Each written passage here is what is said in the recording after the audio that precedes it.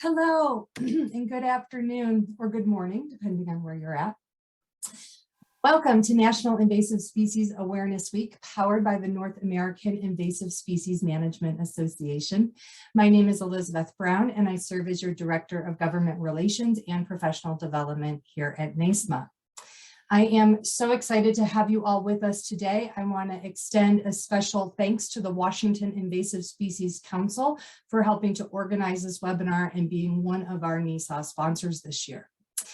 Today's webinar is titled Pacific Green Crab Management. And before I introduce our speakers, I'd like to share with you just a few things about NAISMA for those of you that don't know us well yet. So our mission here at NAISMA is to support, promote, and empower invasive species prevention and management across North America. A few of our programs listed here for you. We are the stewards of international standards here at NAISMA, including our mapping data standards, as well as our certified weed-free product standards for forage, gravel, and mulch. You are here at National Invasive Species Awareness Week, which is the largest awareness event in North America. So thank you for being here to help us further education and advocacy and raise the voice of invasive species managers across the continent.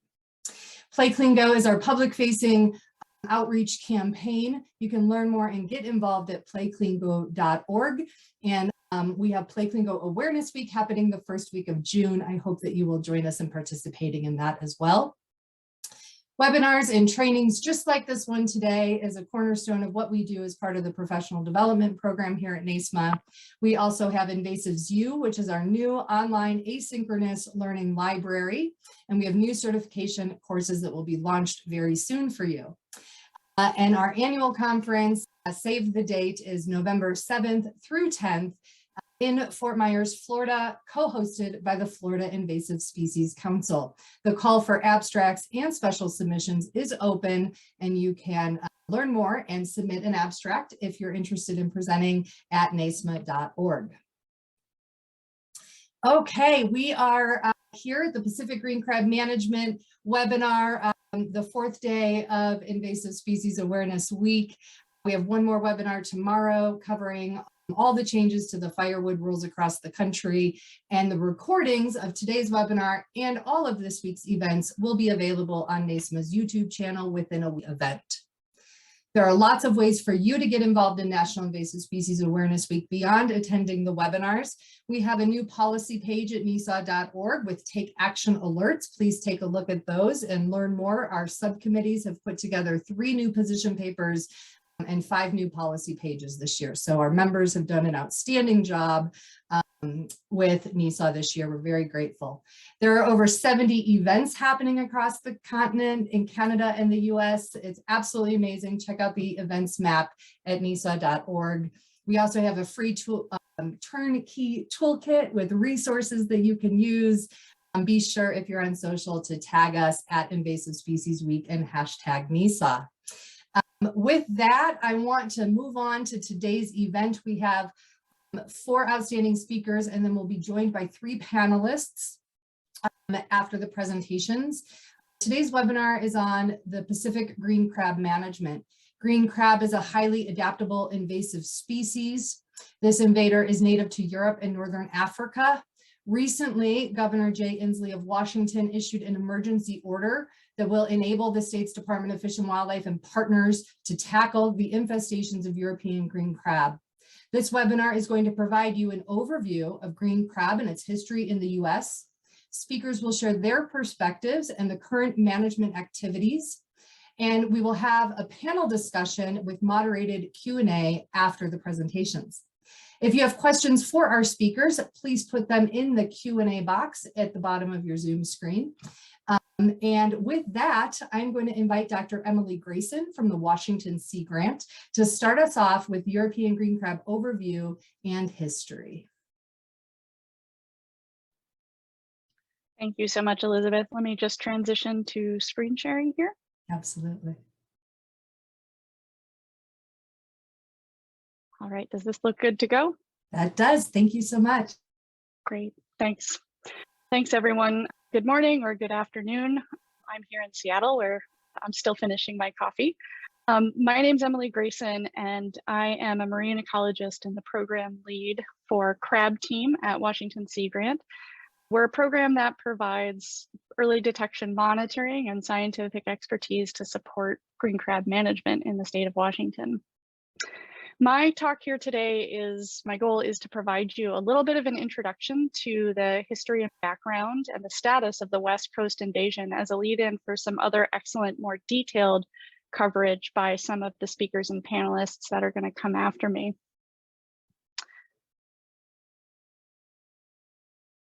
So European green crab is a species that folks might be familiar with here due to its reputation as being a really problematic invasive species worldwide. The successful history of green crab in establishing populations in a lot of temperate marine habitats in the world has certainly caught the attention of a lot of invasive species managers. So despite the fact that it's a global invader, the impacts occur on a local basis. Our invasion here on the West Coast is one of the more recent ones in the global history. And I want to share what we've been learning over the course of this invasion about how the local impacts here may be different than in other places where the green crab has become established. I also wanted to share this lovely piece of green crab art by Renee Campbell, who's a green crab researcher in Australia, which really underscores the reputation that this species has for making itself at home wherever it ends up in the world. So globally successful invasive species, as Elizabeth mentioned, the green crab's native range is in the Northeast Atlantic Ocean here, which is a really wide latitudinal range for a species. And that wide range has a lot to do with its success in terms of some of the genetic resources green crab has to tolerate a wide range of environmental conditions in other parts of the world. From this native range, European green crab has, as I mentioned, established a number of populations in other parts of the world, other temperate marine habitats specifically. And there is increasing genetic evidence that some of these in established populations are the result of primary introductions, that is directly from the native range, but some of which, including ours on the west coast of North America here, are the result of secondary introductions from other parts of the invaded range. This just to me underscores the success of this species at becoming introduced in new parts of the world. In a lot of these habitats, European green crab has a reputation for becoming extraordinarily abundant. Like many invasive species, it's been observed to achieve abundances that are greater than it does in its native range. And this high impacts associated with green crab are attributed to this high abundance that it can achieve. And therefore the impacts translating to changes in local ecological communities and ecosystems. What are some of these local impacts? Here on the west coast of North America, we anticipate that they could be far and wide ranging as they have been in other parts of the world. So in reflection of that abundance, just by virtue of those crabs having to make a living in this new habitat, having to eat something, having to set up shop somewhere, green crab can greatly alter the structure and function of native ecosystems. So here in the Pacific Northwest, we are in the relatively early stages of the invasion. Impacts are still an unfolding story. In most places, we don't have nearly the density of green crabs that would be required to generate measurable impacts. So as with any invasion, the best we can do to predict what could happen here is to look elsewhere in the species invaded range. So I'm showing on the left here panel an illustration of what some of the intact nearshore environmental conditions are and biological communities look like in our region. On the right is a panel of what we might anticipate the habitats could look like if green crabs do become as abundant here as they have elsewhere. So from places like the North American East Coast, where green crab have been implicated in the declines of shellfish resources like mussels, oysters, and infaunal clams, we might surmise that green crabs could, through predation, harm some of our local shellfish resources as well. There's also evidence from the East Coast of North America that green crab can both directly damage eelgrass beds and prevent their recovery through direct grazing on eelgrass, through also their digging mechanical disturbance of the sediment as they forage for food among the roots of eelgrass, and also through a mechanism of seed predation. In addition, actually, even here on the West Coast, there's already evidence that green crabs can interact with populations of native crab, in particular, some of our native species of shore crabs, but also potential interactions with commercially valuable Dungeness crabs. There's evidence from the East Coast as well that green crabs may increase erosion rates and destabilize marsh banks due to burrowing activity. And then, of course, none of these activities occurs in a vacuum. So we might expect that some of these direct interactions of green crabs could ripple out into the ecological community, impacting the salmon that rely on eelgrass beds for nursery habitats, impacting the shorebirds that use these shorelines for forage and for nesting and shelter, and impacting the humans that rely on these ecosystems to provide them with food, recreation, and cultural support. What is this success? Why is green crab have such a fearsome reputation? There is no secret recipe that always predicts a perfect invasive species, but green crab does have a number of traits that are frequently associated with successful invasive species in lots of systems. Green crab is relatively small. Here I'm showing the life cycle of this crab. As adults, green crabs reach about 4 inches across the shell. That's not particularly large as a crab. However, we in the Northwest here actually have the record for some of the largest green crabs in the world. But it's really at the early stages of the green crab's life cycle that being small is an advantage in terms of being an invasive. Green crab have a pelagic life phase that is measured on the scale of micrometers rather than millimeters, as well as a post-larval stage that is also still quite small.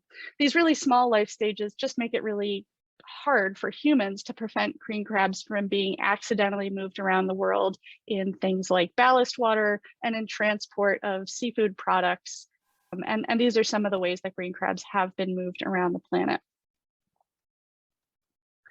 Green crab is quite a prolific species, like a lot of invertebrates and like a lot of successful invasive species. This is a female green crab with a fresh mass of eggs on her belly. Each individual brood can contain up to 250,000 eggs. And as I mentioned, green crabs grow larger here than in other parts of the world. In addition, green crabs on the West Coast reach a reproductive size faster than they do in other places. And so over the course of an individual female's lifetime, she has a higher reproductive capacity here than she does in the native range, and then in some other parts of the invasive range as well. Green crabs are what we call a generalist. They're not picky eaters. They do prefer to be a predator if they can, and they like to eat some of the same seafood products that we do, but they can subsist not only on an entirely vegetarian diet, but they can also reproduce successfully without being a predator at all. This lack of pickiness makes them really successful at showing up in new habitats and just finding something that they're capable of eating. It also translates to the wide range of impacts that they tend to have on places where they become abundant. And green crabs are estuarine critters. This matters for two reasons. One, it generally means that they have a wide range of environmental tolerances in terms of temperature and salinity. That often means that they can find refuges from other species that might compete with or even prey on them.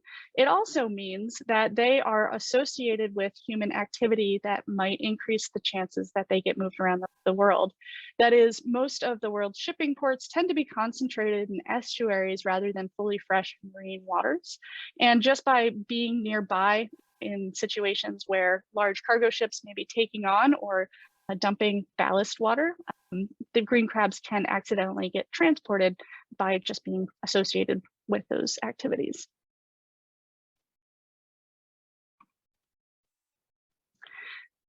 So, as a relatively recent invasion, the history of spread of green crab along the North American West Coast has has been very well documented and described. It's one of the advantages of this having been a recent invasion. We've been able to watch it really closely. We have good information on what's going on. So I'm going to share a little bit about what we've seen so far.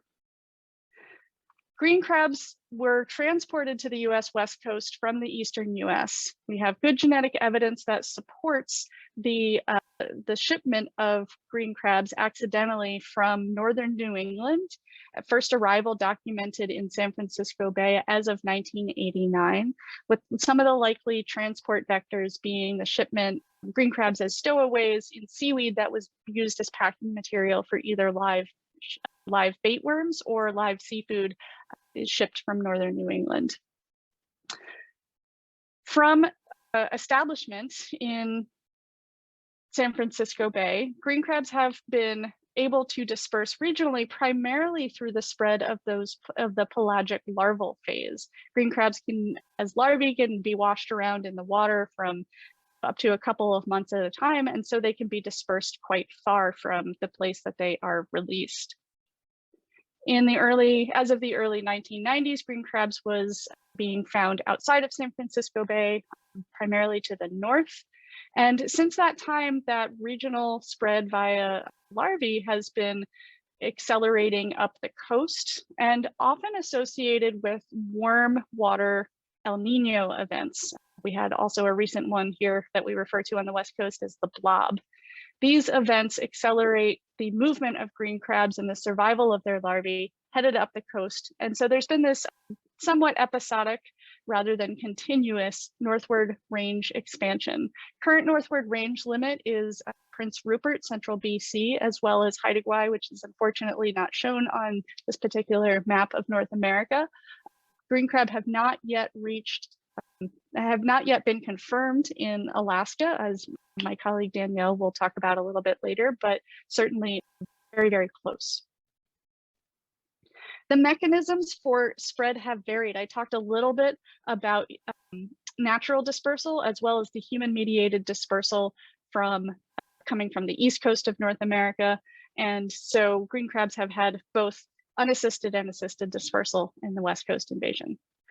Now, for folks who may be familiar with green crab from the East Coast, so far what we've learned is that the West Coast invasion has some features that make it slightly distinct. One, of course, a major one is just the shorter residence time thus far, or how long the species has been known to be present on this coast. Green crab have only been here for about 3 decades, whereas the first known detection of green crab on the East Coast was in Long Island Sound more than 200 years ago. And that time, just the time it takes for these things to play out over the course of history means that things look pretty different on one coast versus the other.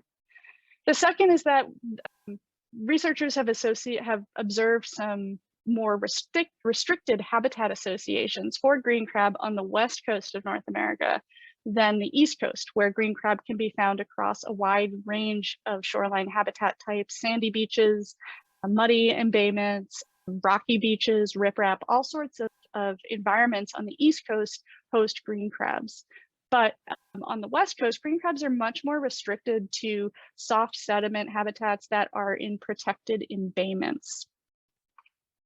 And then the third thing I just want to briefly mention, I don't have time to go into details, but there's evidence that there's different genetic resources in the East and West Coast invasions, namely that the West Coast invasion has only a subset of some of the genes that have to do with temperature tolerance in European green crab. This is because there's evidence that green crabs have been introduced at least twice to the East Coast of North America, whereas on the West Coast, there's only evidence that there has been a single introduction event.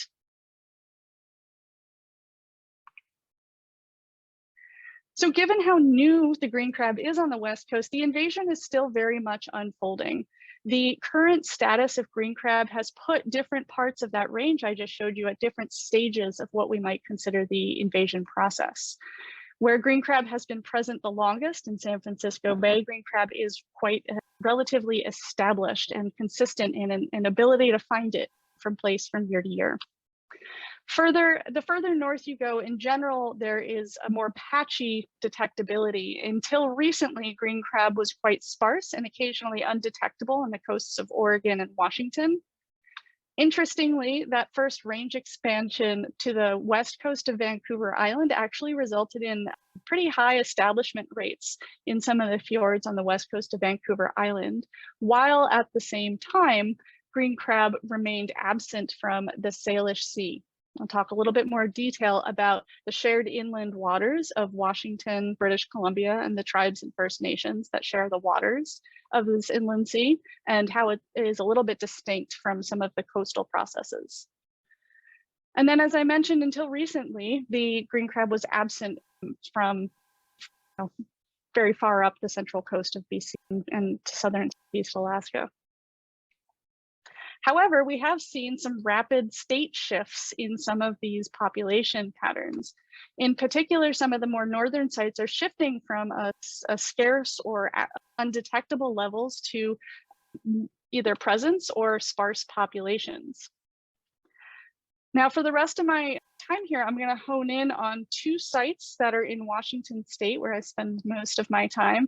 The first is a coastal embayment, a large muddy coastal embayment called Willapa Bay, Washington. It was the site of the first detection in Washington state. And the second is the inland waters of Washington, which comprise part of the Salish Sea. So in Washington state, as I mentioned, I'm going to zoom in here and you can see where I've labeled the Salish Sea versus the coastal portion. In Washington state, Willapa Bay was the site of the first green crab detection in 1998. Since then, a fairly consistent monitoring program at this site has been able to track what was initially several decades of failed establishment of populations of green crab within this coastal estuary. This pattern of population followed what we might call maybe an outbreak pattern or a boom bust pattern, where crabs would appear in relatively low numbers for a couple of years and sort of peter out for several years in between these outbreaks. Each of these outbreaks was associated with strong El Nino or ENSO indices, indicating that these climate patterns were driving some recruitment of larvae into Willapa Bay from areas to the further south.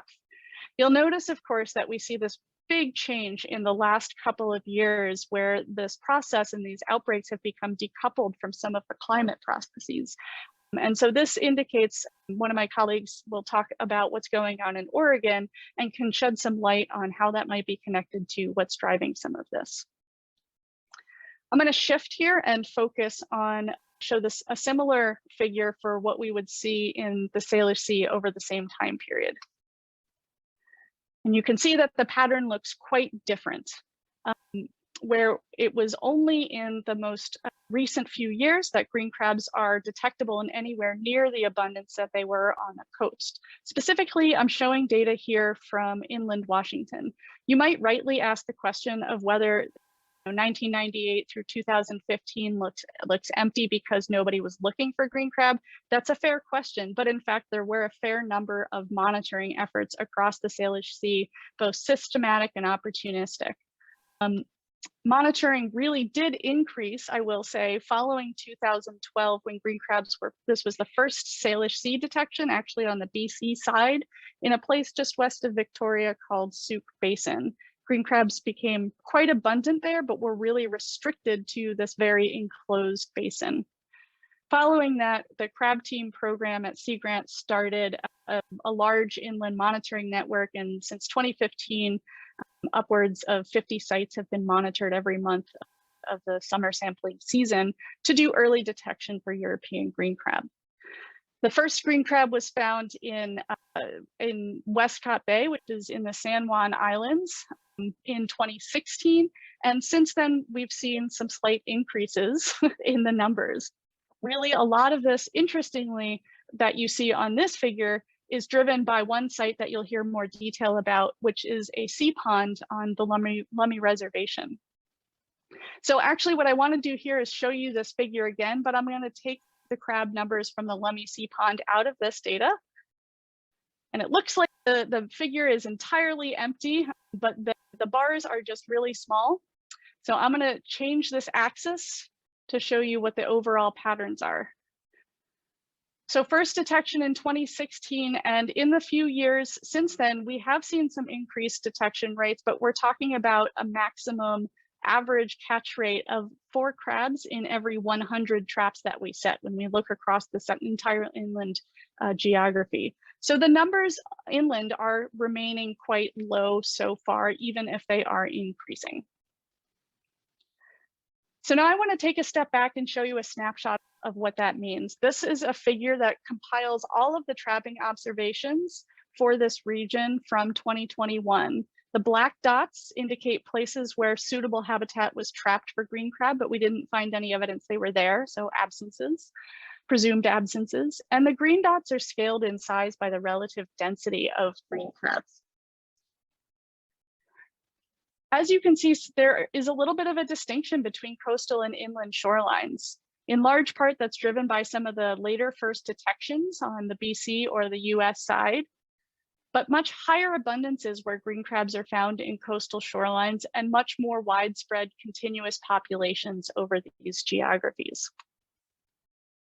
A lot of this is the result of regional larval dispersal patterns, where for many years, this boom-bust pattern on the Washington coast was driven by the import of larvae from outside of Washington state, primarily those larger established populations to the south.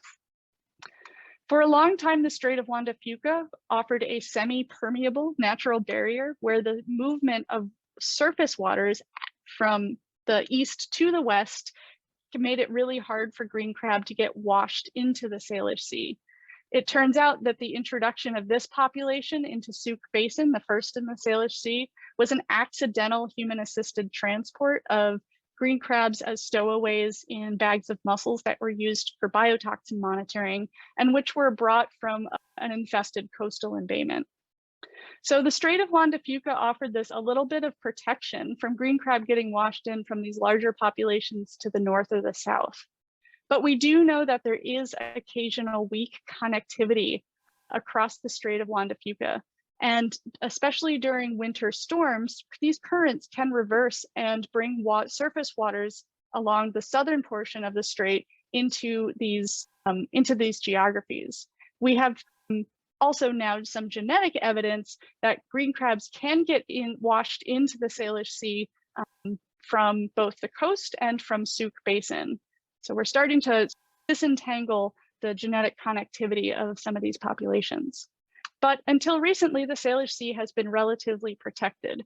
And we've been able, through this early detection and rapid response program, to see some gains in what we have accomplished in terms of trapping. In particular, I want to talk about just a little snapshot from 2 sites where intensive removal has been ongoing for several years. At these 2 sites, green crabs have been detected for a few years, but capture rates have been declining. This is a site, Dungeness Bay, where green crab were first detected in 2017, actually has been trapped for green crab since the year 2000. And US Fish and Wildlife, which manages a refuge there, has been setting anywhere from 2,000 to 5,000 trap sets a year and has been able to reduce the number of green crabs captured below 1 crab for every 100 trap sets. Another more recent effort has been overseen by WDFW and the Northwest Straits Commission.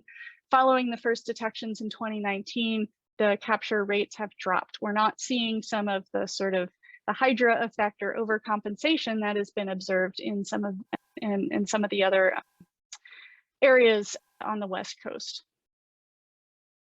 So these are promising efforts that, when we're talking about removal scale trapping, we can see at least some short-term changes in population. Of course, the ship has not sailed, and there's a lot of other factors that are going to play a role. So I just want to wrap up here by summarizing to say that the West Coast is in the early stages of the invasion, but the invasion does appear to be accelerating, at least in the Washington portion, over the last few years. We expect that impacts will increase as the populations grow, and that we aren't yet at anywhere near the full capacity carrying capacity in terms of green crabs. And we're also starting to understand how regional connectivity matters on both large and small spatial scales, and think about how that might influence what management activities take place.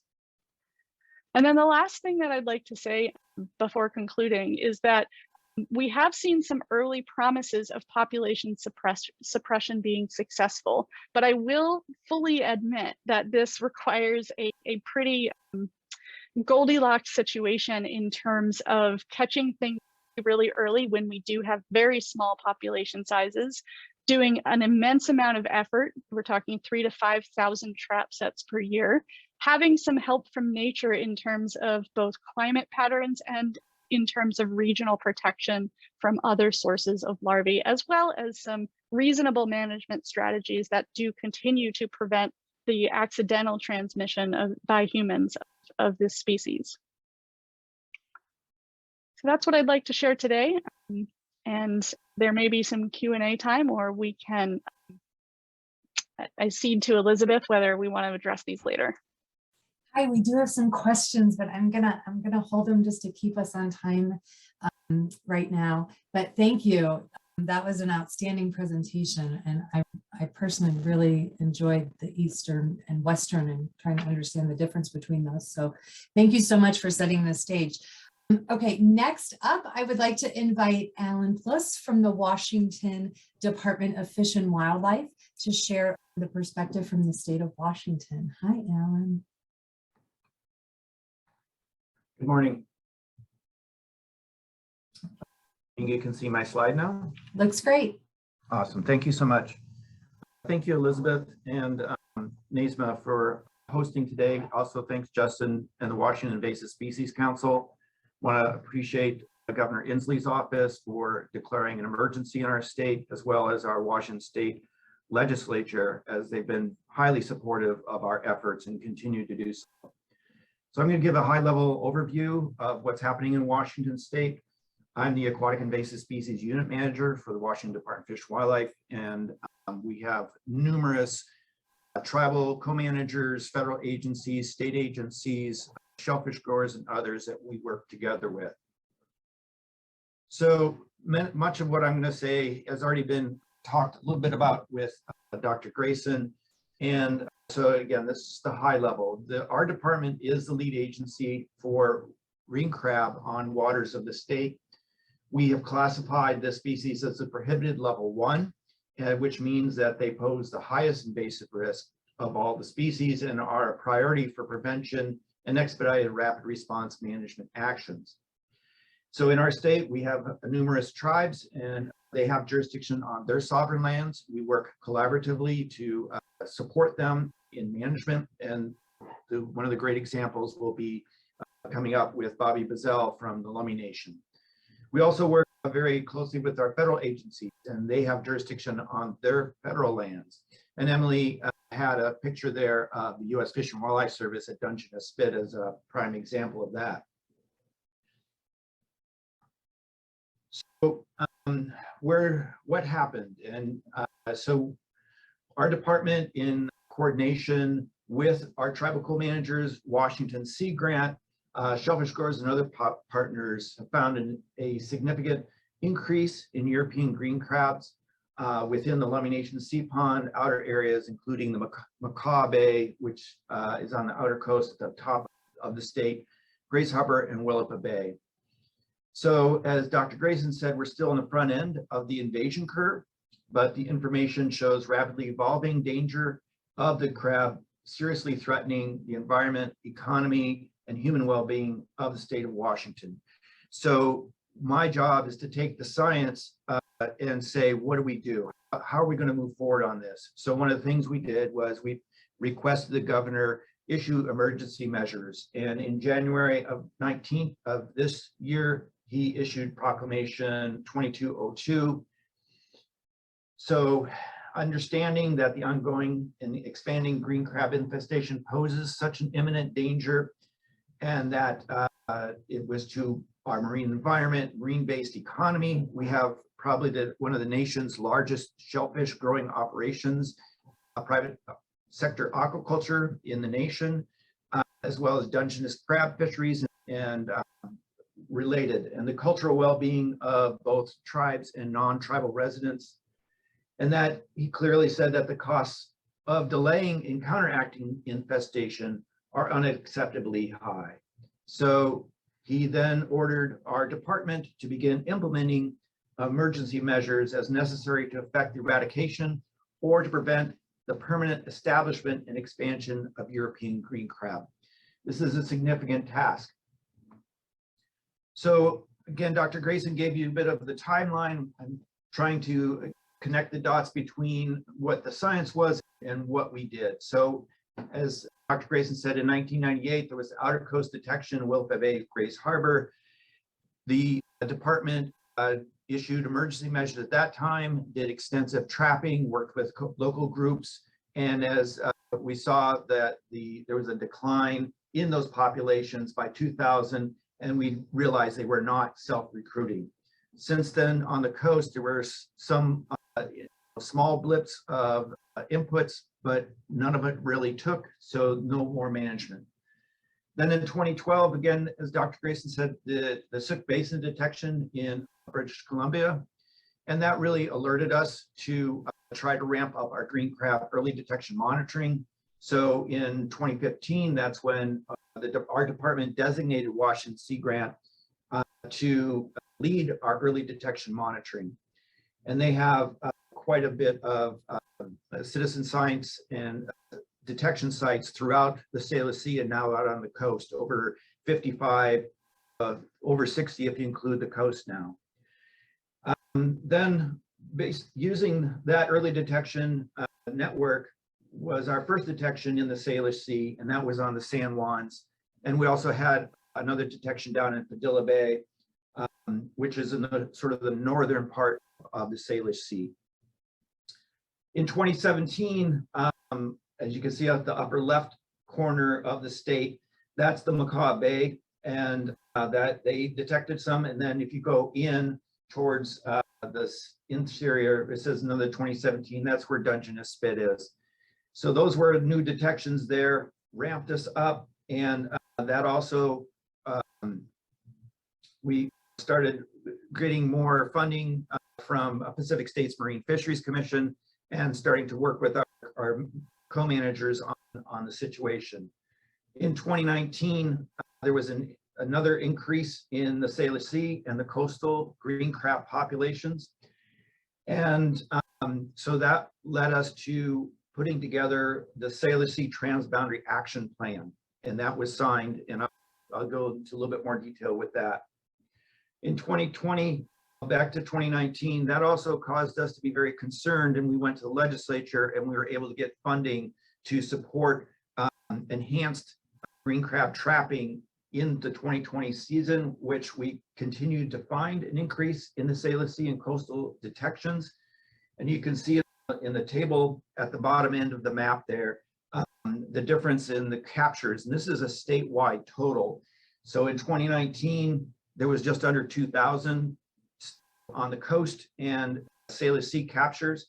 In 2020, with the additional funding that we got from the legislature and the additional trapping effort, over almost 7,000 crabs were collected. And then in 2020, that also created our effort to go back to the legislature and request additional funding. And that additional funding in 2021 provided more trapping and more ability to look, and that's when we saw this huge significant increase. A lot of it was driven by the Lummi Sea Pond, but we're also looking at some of the capture per unit efforts in local hotspots. So even though the numbers on the coast don't reflect what we're seeing in the sea pond in total, the capture per unit effort showed that the numbers of crabs that were being caught with the relative number of traps was very significant and similar in emergency, which is why we requested and the governor issued a statewide emergency proclamation. So I mentioned the Transboundary Action Plan. This was signed in 2019, and it was a collaboration between our department, the Department of Fisheries and Oceans Canada, and Sea Grant and the Puget Sound Partnership. So again, this is the Salish Sea doesn't stop at the boundary between the US and Canada. And if we are not collaborating and working jointly with our partners up in British Columbia, then whatever we do down here fails. And our partners in Canada have been extraordinarily helpful. They were primarily doing research, and now they're actively managing the green crab up there, doing the detection, creating early detection sites within the Salish Sea. And just recently, there was a group led by First Nations out on the coast to do some significant removal trapping, as well as in Sook Basin. So we are all working collaboratively on this, and that's what's required. So it's a full-scale action plan that covers prevention, early detection, removal, the cooperation, research, and adaptive management. So just a different perspective here. Again, we look at the two regions. As Dr. Grason said, the management within the Salish Sea is a bit different because the propagal pressure is different. So we think of it like embers from a fire that come in, and they can start little conflagrations. As long as we can detect those and jump on them really quick, they don't become big issues. On the coast, that's going to be a lot tougher, but we're still on the early end of the invasion scale. So we think that we can do population control and perhaps on a functional eradication level, not getting rid of every single one, but bringing those populations down, at least in specific geographic areas of sensitivity, below thresholds that they can cause harm. So in doing that, we have the early detection network, which the Sea Grant has. Those are the orange squares here. You can see they cover quite a bit of our areas. And we have our tribal co-managers and partners scattered around this area to help us out. So next steps, this is an ongoing emergency. It's rapidly evolving and will require long-term management. We're still in the early stages, and the next steps are short-term funding. We have state funding request currently in our state legislature, approximately $8.6 million additional, and that looks very promising to be available to us this year. We're also working with our federal partners to determine what kind of funding is available, and working with partners such as USGS, BIA, and US Fish and Wildlife Service. We're also setting up a statewide and transboundary management structure. Again, that action plan was signed in 2019. We need to broaden that out, update it, as well as include the coast. We want to implement collaborative management actions to reduce those green crab populations to below sustainable or impact levels. And we need long-term federal funding to be determined for Pacific states and tribes, and then long-term transition to greater local management. We want to empower the local communities to be dealing with these crab. And we think that's, they're going to be here. I don't think they're going away. I don't think their populations are going to crash. We need to work on it, as well as we need to work with our partners, as we're doing with the Department of Fisheries, Oceans, and the First Nations in Canada. We want to be collaborating more with our colleagues down in California, Oregon, and continue to collaborate with our colleagues up in Alaska.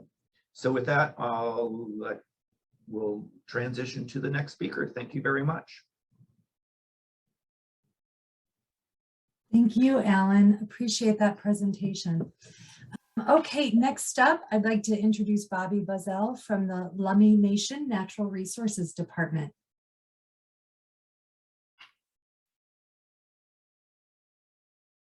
Hi. Whoop. Thanks, Elizabeth. Let me switch gears to share my screen.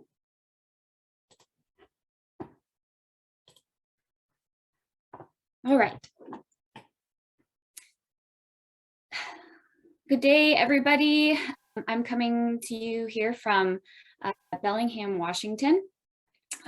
Again, my name is Bobby Buzzell, and I'm the European green crab biologist for Lummi Natural Resources. I've been taking the lead. I've been in charge of the trapping effort on Lummi Reservation tidelands this past year.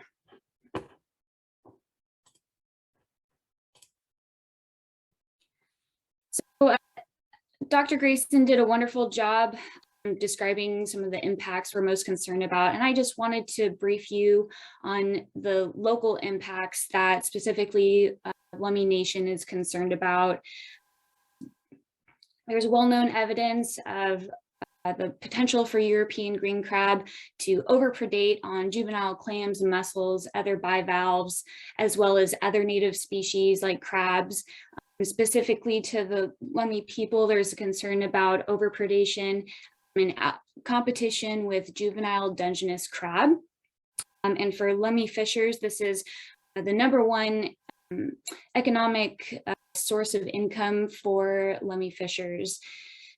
There's also the heightened concern with destruction of nearshore habitat, so eelgrass beds, which is known refuge and habitat for juvenile salmon. Lummi Nation, they are a salmon people, and so are very dependent on that resource for subsistence, commercial, and cultural practices. And if you haven't heard of recently, last fall, in addition to European green crab being a threat, the Lummi Indian Business Council, the self-governing body for Lummi Nation, declared a state of emergency for salmon last fall when 2,500 Chinook salmon perished in the Nooksack River.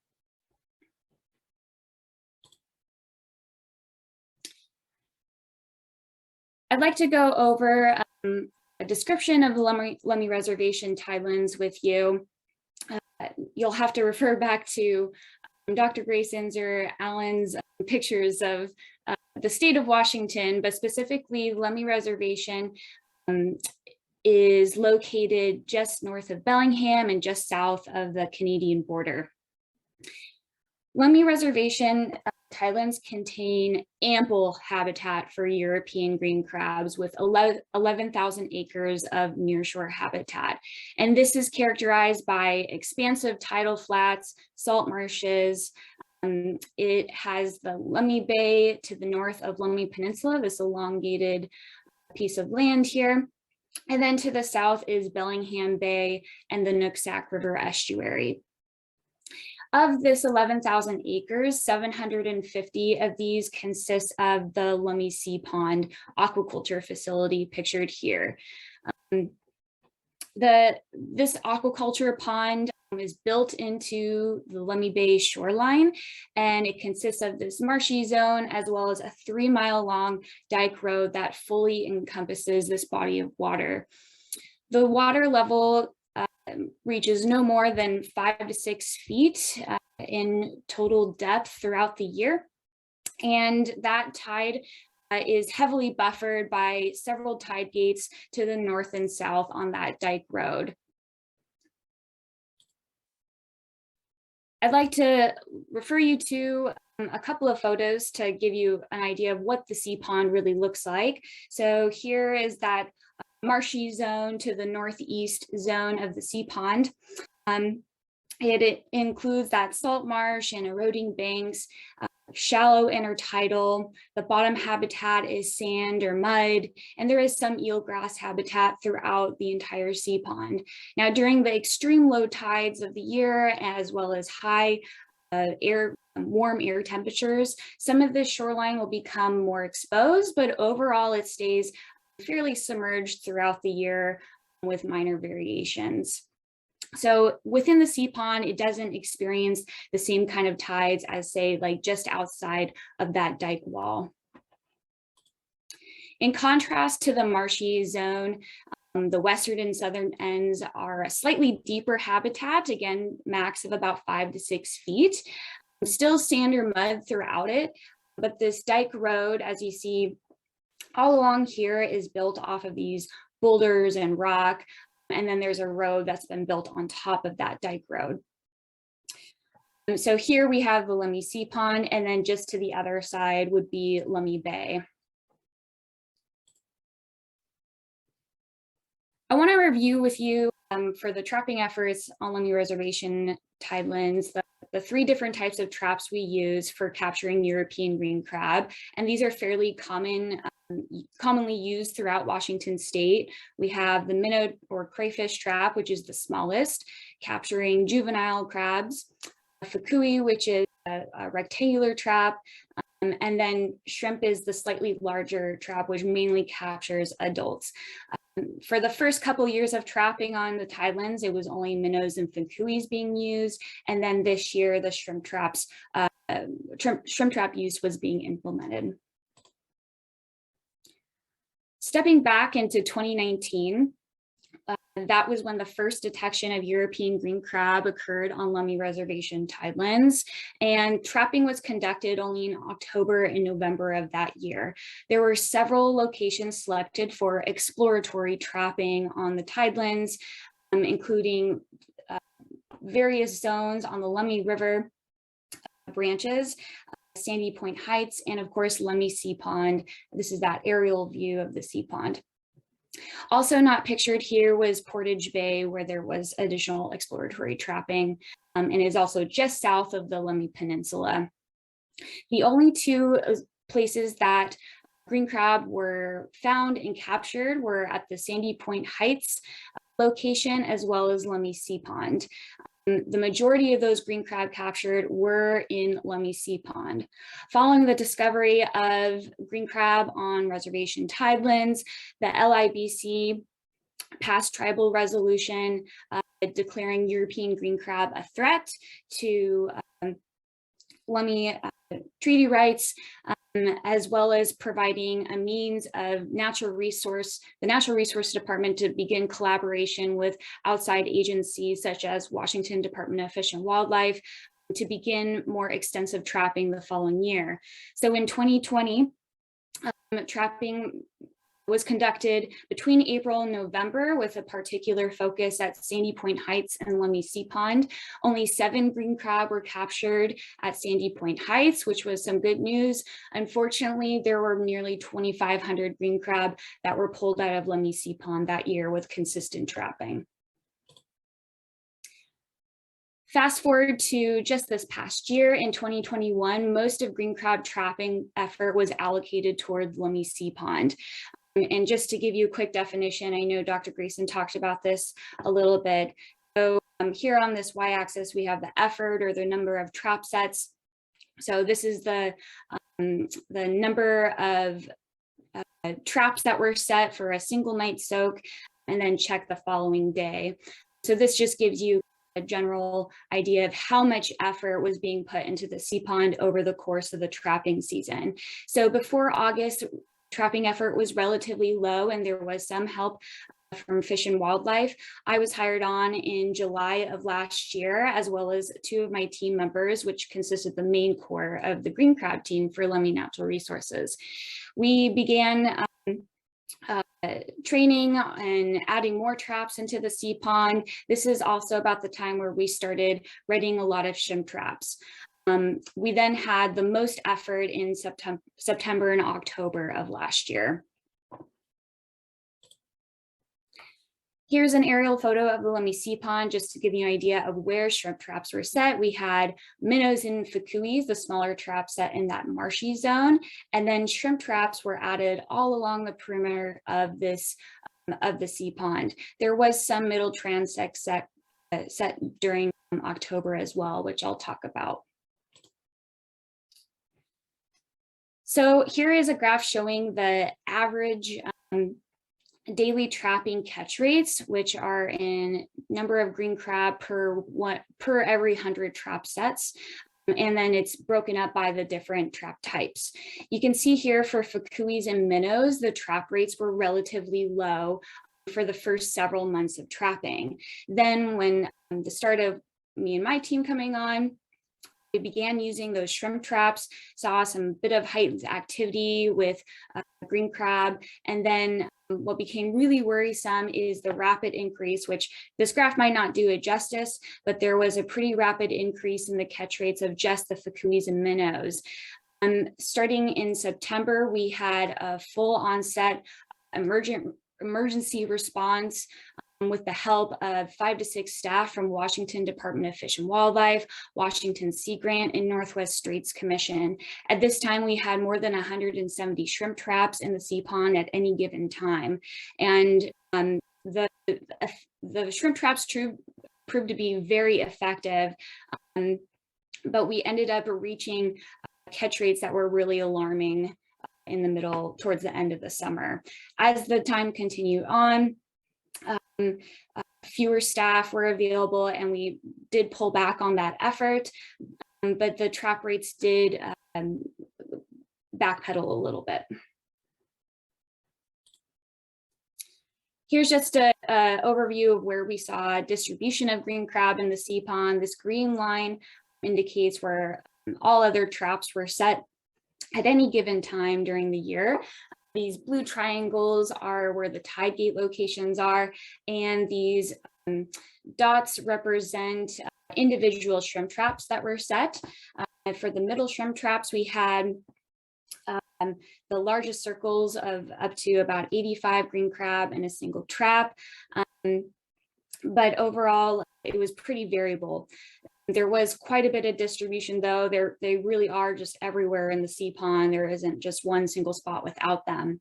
We have continued trapping into the winter and have found that gravid female crabs are becoming more catchable this time of year.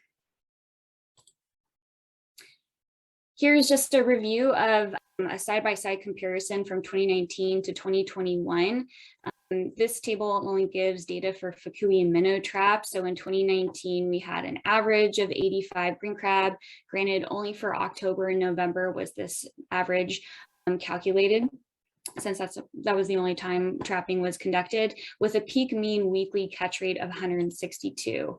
In 2020, there was more effort, more crabs, but that peak, the average wasn't terribly obvious, an increase there, but then that peak mean weekly is where we saw some alarming numbers rise. In 2021,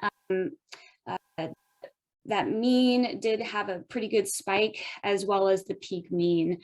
Again, this is only for the fukuis and minnows, and I've separated out the shrimp trap data for you to have a look at. The bulk of our crabs were caught in these shrimp traps, so very effective, as well as a high catch rate and a very high peak mean weekly catch rate of over 1,800. In response to this rapid increase of green crab trapping densities, the Lummi Indian Business Council passed a declaration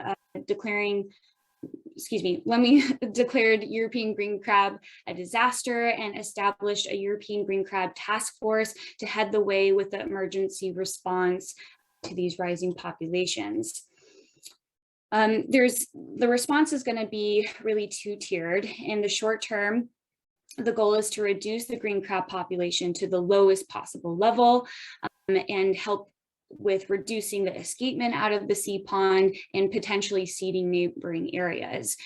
Second tier of this is the medium to long-term plan, which is to develop and implement a comprehensive plan to impede the growth and spread of green crab from Lummi Reservation tidelands. Part of both of these responses will include continuing collaborations and developing new partnerships.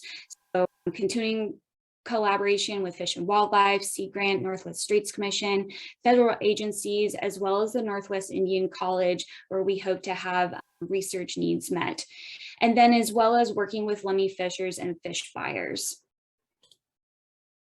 In that short-term solution, as I said, we're looking to reduce the green crab population in the sea pond to the lowest possible level, and then significantly expand capacity for removing green crab from the sea pond. So here we have a lot of traps that are currently being readied for deployment in the sea pond. These will be used by contracted Lummi fishers to help us with that rapid response to lowering the amount of green crab densities in the sea pond. We know that trapping is not going to be the ultimate solution. There's probably going to be multiple levels to this. In the medium to long term, we'll need to assess the Lummi sea pond function, consider modifications, and also alternative green crab removal strategies.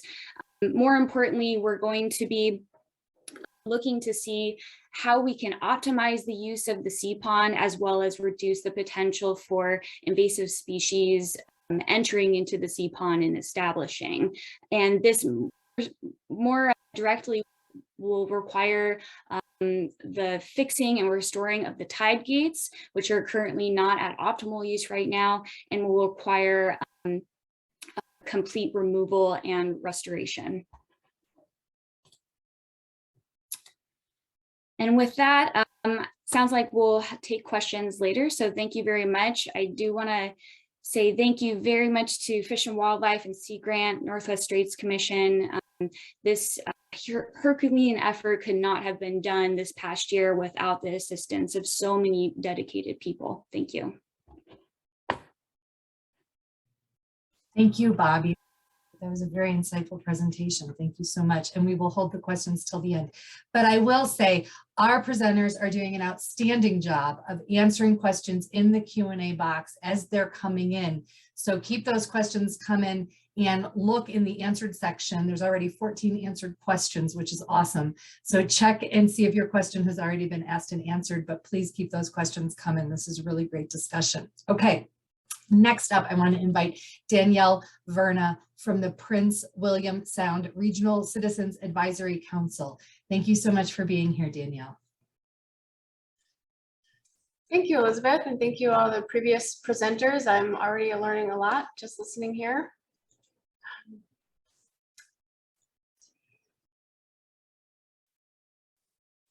Are you seeing my presentation? Looks great. Okay, great. Good morning, everybody. My name is Danielle Verna. I'm a project manager with the Prince William Sound Regional Citizens Advisory Council. And our organization, along with several others that I'll mention today throughout coastal Alaska, are part of a community-based network of monitors for European green crab. As we heard earlier this morning, there are currently no known infestations of green crab in Alaskan waters, but it's something that we are very aware of and very concerned about, particularly at the community level. So I wanted to start off my talk this morning with what I think is a pretty compelling visualization of green crab spread on the west coast of North America.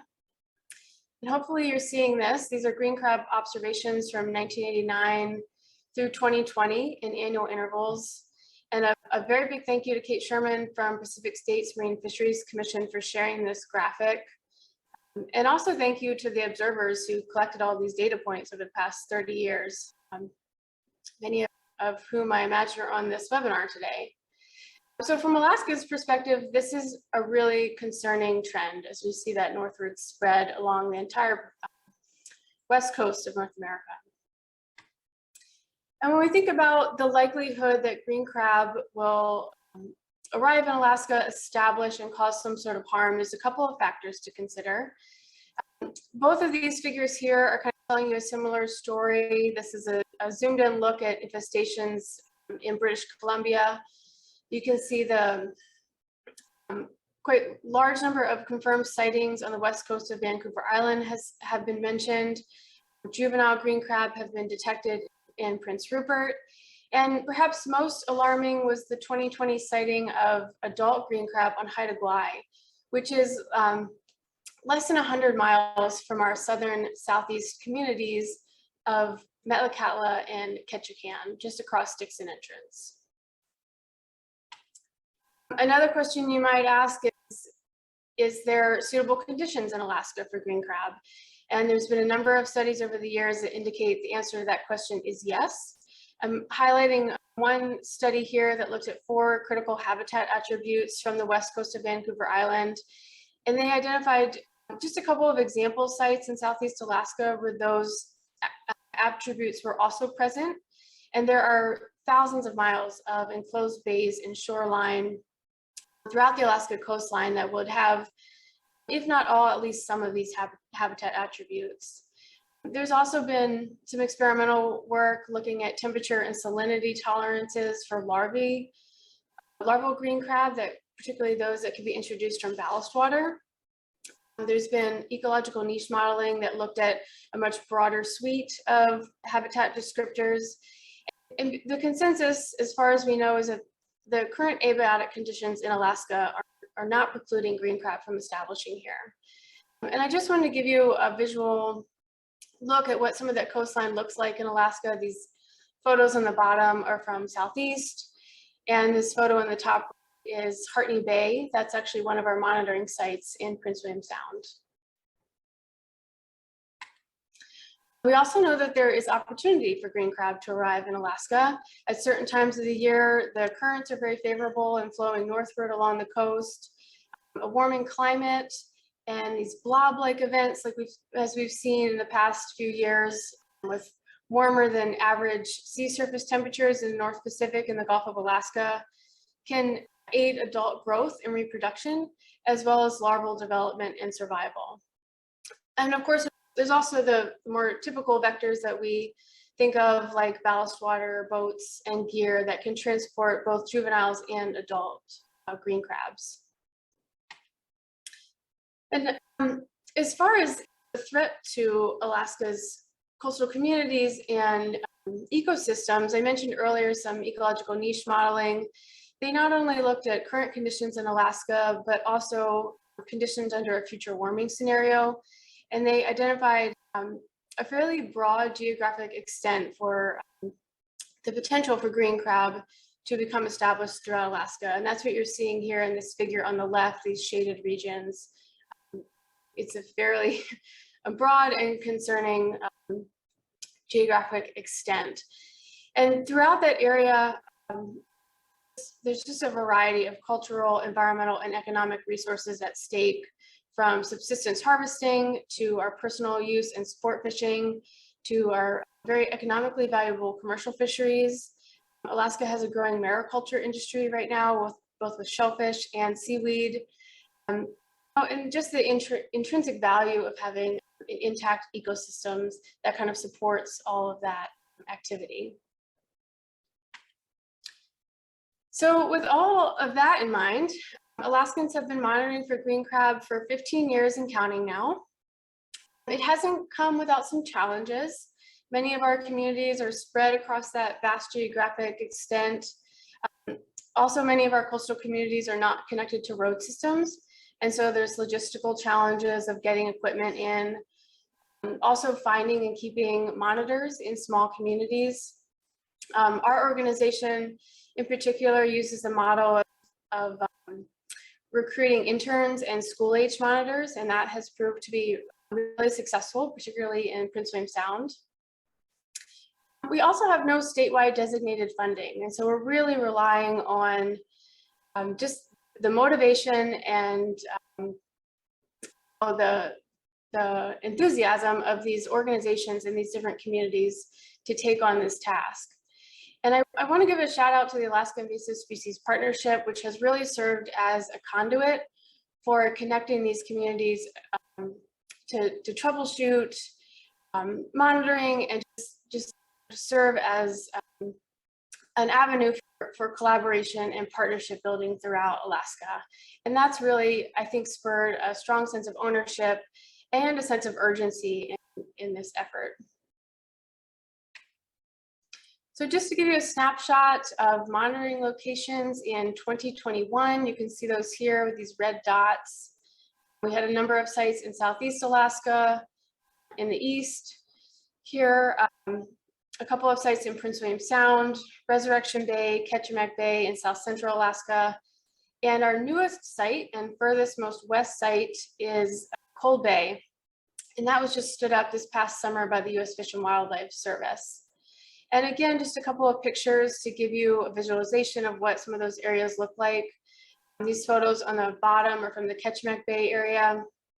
That is the Homer Spit and Chinapoop Bay. And in the upper north, that's Cold Bay, which is out nearing the Aleutian Islands area.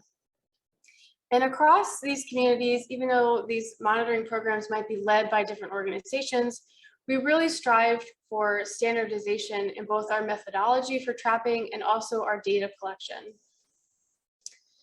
And so to that end, each one of our monitors is required to obtain a collections permit from the Alaska Department of Fish and Game. We have a standardized statewide monitoring protocol that was written in 2006 and is updated periodically. We also have a standardized data sheet for collecting information on anything found in the traps.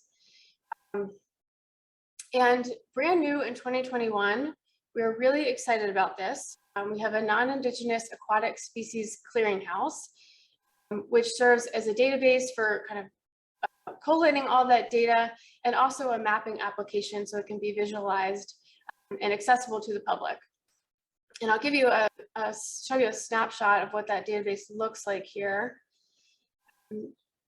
It's run by the Alaska Center for Conservation Science at the University of Alaska Anchorage.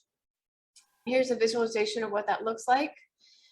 The color scale here is just an indication of effort across the span of data from 2004 to 2020. And so these red hexagons here are communities that have had more effort than others. But still, we're really excited about the geographic extent of this trapping.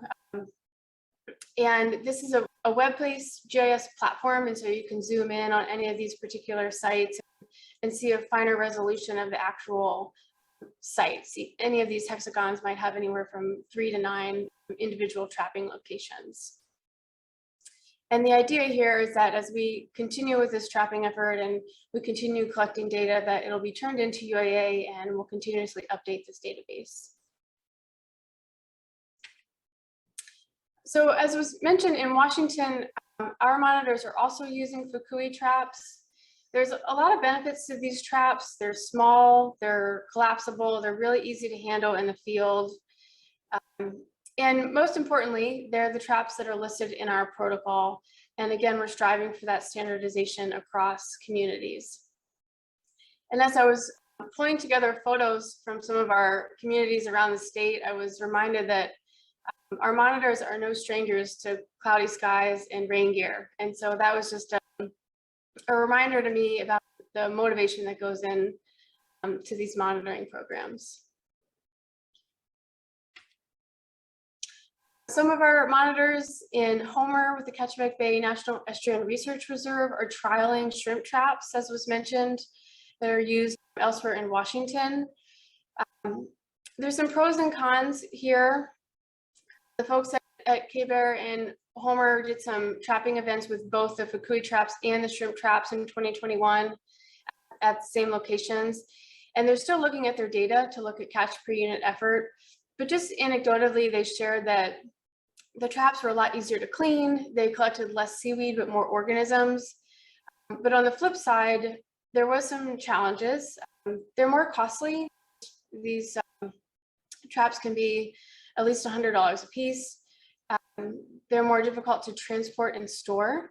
And again, many of our monitors are volunteers, and so they might be storing these traps at their personal homes. They might be transporting them in their own vehicles, and that can be a bit more challenging.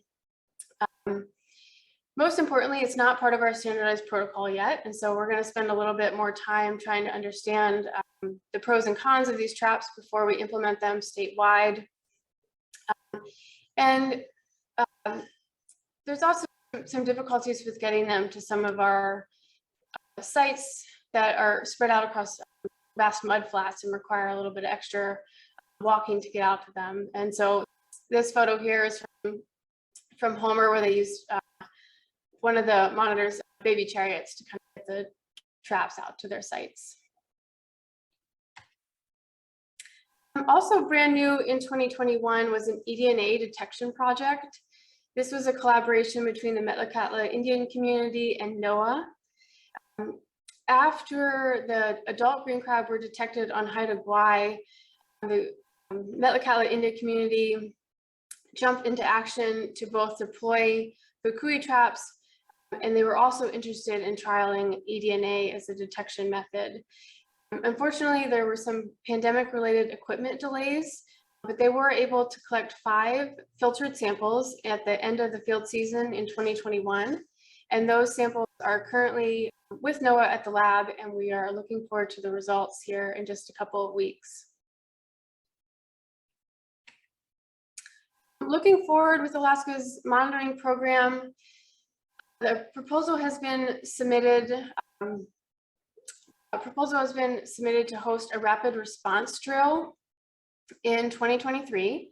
And the idea here is to bring together partners from Alaska and the Pacific Northwest to update our 2009 early detection and rapid response plan, identify roles and responsibilities, and host a drill using the incident command system structure. If anyone would like to either participate in this drill or support the drill, please reach out and I can put you in touch with the folks that are writing their proposal. And we would invite anyone that's interested to participate in this. I think it's a really valuable step forward. And that drill will ideally take place in Homer, Alaska. It's kind of a centralized location and also a place where there's already a fairly robust monitoring program. And last but not least, I just want to mention outreach. There's been a recent multi-entity effort to create and install signage for green crab throughout coastal communities. A number of different online and print media outlets, webinars with the Alaska Ocean Observing System and the LEO network. And it kind of goes without saying that our community monitors are really front and center and at the crux of our outreach. And I just wanted to give a special shout out to the Kachemak Bay National Estuary Research Reserve. They do a really excellent job of engaging monitors throughout the Kachemak Bay area. And with that, I'll just say thank you. I appreciate your time today. I really appreciate Alaska being included in these conversations about green crab on the West Coast. And I'll just leave you with a photo of a rare blue sky day monitoring for green crab in Prince William Sound. Thank you. Thank you, Danielle. It's beautiful even with those clouds. Okay, and again, thank you to our presenters for getting a lot of questions answered in the Q&A box so that we can have more time to hear these amazing presentations. So really appreciate that. Next up, I would like to invite Sylvia Yamada with Oregon State University to talk a little bit about what's going on in Oregon. I'm just going to give you a short history of the green crabs in Oregon, and I want to acknowledge Sean Schooler, who works in Coos Bay, and I handle the other estuaries now in Oregon. And basically, the 1997-98 El Nino resulted in a good recruitment of green crabs in Oregon, Washington, and British Columbia. And that year class was fairly strong. We could find them quite readily. And we were able to follow the growth of that year class for about 6 years when they all died of senescence. So green crabs in Oregon have been not very abundant since then. So between the 97-98 El Nino and the most recent one in 2015-16, green crab abundance in Oregon was so low, well below one per trap, that people had no interest in them. And guess what? Just when I was about to quit, things changed. So after the last El Nino, we had increases in Oregon estuaries each year, consistent increases. And right now in Coos Bay, we're getting an average of 6 per trap, and same is true for Yaquina Bay. Now, looking at recruitment of young green crabs. Now these are young of the year green crabs that we trap at the end of their first growing season. And you see that the 98 year class is fairly strong. And between that and 2015, recruitment has been pretty sparse and non-existent in some years, and only about 4 years that we get any moderate recruitment. But after 2015, you notice that recruitment has been good every single year. Now, how did the green crabs get to Oregon? Of course, they came from California during the winter when the Davidson Current was active. And you can see the Davidson Current starts in Southern California, hugs the shore, and travels northward. And that current, especially during El Nino events, can be especially warm and especially strong. Temperatures can be over 2 degrees higher than normal in the winter, and also the velocity can be up to 30 miles per day. So this mechanism of green crabs arriving from California to Oregon, Washington, and British Columbia, that's quite well understood with the Davidson current. Now, in the last few years, we have some evidence that we may have other larval sources other than just California. Alan Shanks was sampling plankton in Coos Bay for a whole year in 2010, and he found young of the year green crabs in January, February, and March. And that was a mini El Nino year. So we can get local reproduction. These were really early instars, so they had to come locally. And also, Carolyn Teppold has provided us with some very interesting information. Many of us have been sending her green crab samples, and what she found was that Macaw Bay, Willapa Bay, Netards, and Tillamook Bay had at least one animal that originated from this genetically distinct population on Vancouver Island at Souk. So now it looks like we may have 3 different larval sources, and that is not good news if you're a manager. So that's all I have to say right now.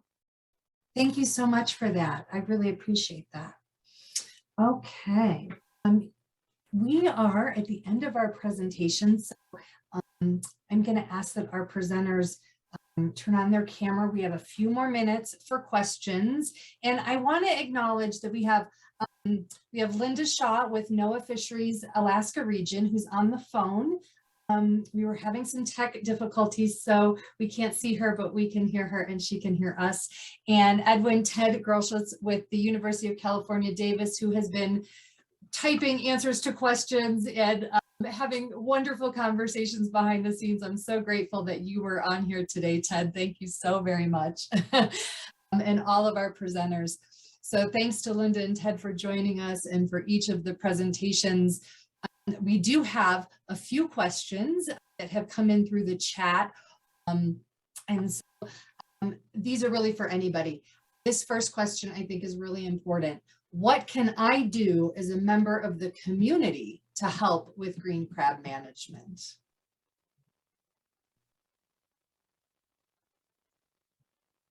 Anybody who wants to answer? I know y'all have answers to this.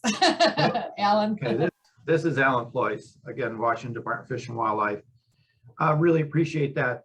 There's different avenues for the community to involve themselves in this. Each state runs it a bit differently. In our state, Dr. Grason has what we call the crab team, which is based mostly on citizen scientists that are fully trained and work out in the field doing monthly monitoring, early detection monitoring. Very critical element of our overall management plan.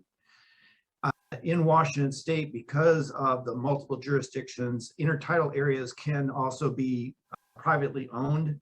And so most of our trapping has been shore-based. Getting permissions from local landowners, businesses, et cetera, to cross their lands, to get into the tide flats is problematic, and it takes a lot of effort. We also, early on in our detection, were outreach to the public and providing a lot of information about green crabs. And the information that we were getting back from the public was that most of them were not really able to identify a European green crab. They were identifying a lot of native species. So we have a large concern with having people go out there, because there's also the bycatch, and that's another aspect that we want to be very careful of. It's not that we don't want the public to eventually be involved with this, but within our state, we're still, again, at the early stages of an invasion, and people think, oh, they're here, there's thousands, hundreds of thousands, let's just go out and help.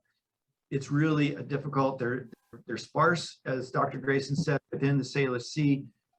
going out is not going to be helpful. On the coast, that's another area where we may be involving more citizens, but that's a process. We need to work with the local people. It's going to happen, but it's going to take some time to develop that process for us. Thanks. Thanks, Alan. I would say also certainly in other places outside of Washington, but this includes Washington and Oregon, is the public can certainly identify new invasions. So if people are not familiar with iNaturalist, you should become familiar with iNaturalist. So you can take a photo, report this, and then of course an expert can identify whether this actually is a green crab or not. So we don't want people running, as mentioned, running around capturing themselves. So the reporting network, if you look at invasive species, like almost all of them were first discovered by somebody else that's not managing or studying it. So really the public has a big role in that. Thank you. I appreciate that. Okay, and I put the link to iNaturalist in the chat there. That's a great network. Yeah. So Alan, this is a follow-up that kind of tees off of what you were just talking about. Can you elaborate on the reason behind regulations prohibiting general public to aid in eradication? Is it because of misidentification taking place? Yeah, that's primarily it's because of misidentification, but as I noted, it's also because it's a very complex land ownership on our tidelands, and it's also a dangerous area with again, different locations. I have communities that are more used to going out on tide flats. If you've never been on a tide flat, you're probably going to lose a lot of foot gear. It'll suck the shoes right off of you. And it's a difficult situation. And also we want to protect habitat. So we want to know where we're going. There's a lot of training involved. Long-term, we want to include local management, which includes citizens. Short-term, we got to ramp up to get there. Great, thank you. That's for the management, as Ted was saying, early detection, people out there doing their normal, I'm walking around looking at tide pools. They're a critical aspect of help, and taking pictures and sending it to the local information. That's where we really need the help. The bycatch issue is important also. I think you guys mentioned that. We've gotten all sorts of cartilaginous fishes, leopard sharks are common. I hate to say this once, and I won't repeat where this happened. We got a river otter, a small one. So it can be really, yes, really terrible. We also want the public to be safe. We don't want people in Anchorage heading out to the mud flats around Tourniquet Sound. They're not going to return if they end up doing that. So there's a lot of considerations. Alan's spot on. So, yeah, volunteers need to be trained. Great. Okay, thank you. All right, final question for you. There were several examples of partnerships presented today, which is really wonderful to see. Are there barriers to implementing the management strategies we talked about today across jurisdictional boundaries? And if so, do you have any recommendations to improve collaboration? An easy one to end our webinar today. Other than more is better. I think some sort of collaborative funding structure, whether it's the Western governors or something like that, some way of organizing this. Alan probably and others probably have some better ideas about that. Well, we have an ask within our legislature, again, $8.6 million. It's multi-tiered. There's significant funds that go to tribes, deal with hotspots. There are 3 grant programs in there, which I think is a critical aspect. One is specific to our coastal community, and another one is specific to a rapid response fund, and a third one is more general aquatic invasive species, local management grants. But those are all geared to empower the local communities to really involve themselves, because without the funding, there's interest, but it's really hard to make things happen. So that's a critical aspect, is getting the funding, and our legislature has been great at recognizing that. But the other part is just communication, just trying to be as transparent and inclusive as possible. I think some federal leadership would be really critical here. And I think I'd like to just offer an additional thought that in addition to some of the sort of communication across jurisdictions and managers, that I'd still argue that there are some limitations related to sort of communication across the scientific realm as well. Invasions, as folks on this call will know are to some extent highly context dependent. And the more that we can communicate about what we're seeing, what constitutes a lot of crabs in any particular conversation changes. And that can be a barrier to understanding what's coming and how things are moving around, as well as getting targets of population thresholds. There's, Ted has referred to some early work that he shared that tries to start to get at that question, but I think a lot of that is likely to be, to some extent, to vary across even our own range. And it takes quite a bit of effort in terms of experimental work to even nail down those numbers that hasn't yet been done in our neck of the woods. So things like that still do pose barriers for cross jurisdiction collaboration. Thank you for those insights. And just a quick follow-up, I want to thank Sylvia and Emily and Ted and the other green crab experts, the science people that are behind it. We can't do it without the science. We want the science to lead us on this, and that collaboration has been superb. And so thanks to that. That's part of the collaboration. That's part of the critical mass. And we have it, and it's great. That's a good positive note to end the webinar on. Thank you so much, Alan. I want to thank all of our speakers and panelists today.